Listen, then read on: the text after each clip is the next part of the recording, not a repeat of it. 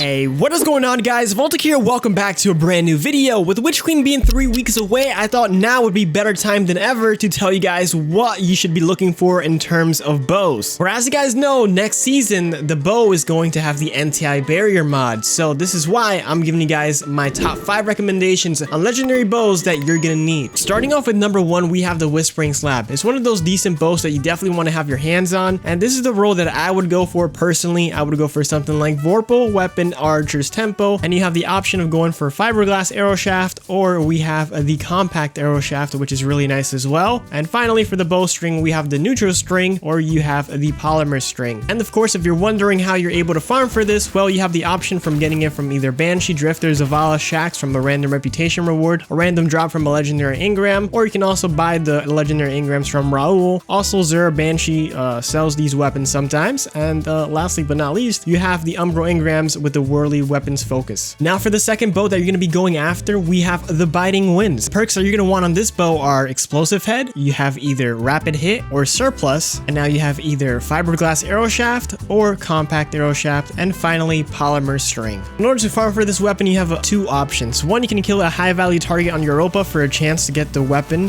which is going to be random, and there's kind of a large loophole and probably the harder way to do it. Or of course, you have the better option, which is talking to Varix, where you can actually focus specifically for the bow and do the specific Empire hunt that I think it tells you to do. And once you do that, you get awarded with a bow at the end. Of course, if you don't see this, this means that you probably should be doing the main campaign stuff or post-campaign stuff, or at least upgrading Varix in some sort of way. Moving on to the third bow, we have the Imperial Needle. This bow, of course, the perks that you're going to be going after are, of course, either Frenzy, you have Archer's Tempo, or Impulse Amplifier, which is pretty nutty if I'm being honest. And of course, you have Fiberglass Arrow Shaft as well as Compact Arrow Shaft. And finally, either Agile Bowstring or Polymer String. And there you go, your first Void bow to have, and honestly a pretty nice one too. In order to farm for this weapon, you have 2 options, either doing a Battlegrounds and getting lucky and opening one of the chests at the end and hopefully getting the bow from that, or of course, you know, farming for the hammer charges and focusing your Umbro engram to that specific bow. Moving on to number 4, we have the Wolf Tone Draw. And the perks that you're going to want are Frenzy, you have Shoot to Loot, you have Archer's Tempo, you have Impulse Amplifier. Any of those 3 can work on that slot. And then we have Fiberglass Arrow Shaft or Compact Arrow Shaft. And finally, we have either Polymer String or Natural String. And that's going to be your arc bow for next season. In order to farm for this bow, you're going to need to focus your Umbro engram with Parallax Trajectory or also doing Astro Alignment. And at the end, there's going to be 2 chests. The right one is going to be telling you to open it with the currency, and it's by far the hardest method to get the bow because there's a larger blue pool. And for the final weapon, which is going to be a harder one to get, we have the Tyranny of Heaven. The perks you're going to be chasing after are the following. You have Explosive Head, you have a Dragonfly, which is nice, and you also have either Sneak Bow or Archer's Tempo. Next up, you have Compact Arrow Shaft, and then after that, either go with Natural String or Polymer String. What's really great about this bow is that solar, so that means you can make those Warmind cells for the raids as well as the endgame activities, which is very nice. Now, in order to farm for this bow, you're going to need to do the Last Wish raid. That's why I said it's going to be a pain to get it. But of course, if you have a team of 6, well, go for it. Start farming for this bow because it's a really nice bow to have. It makes Warmind cells, and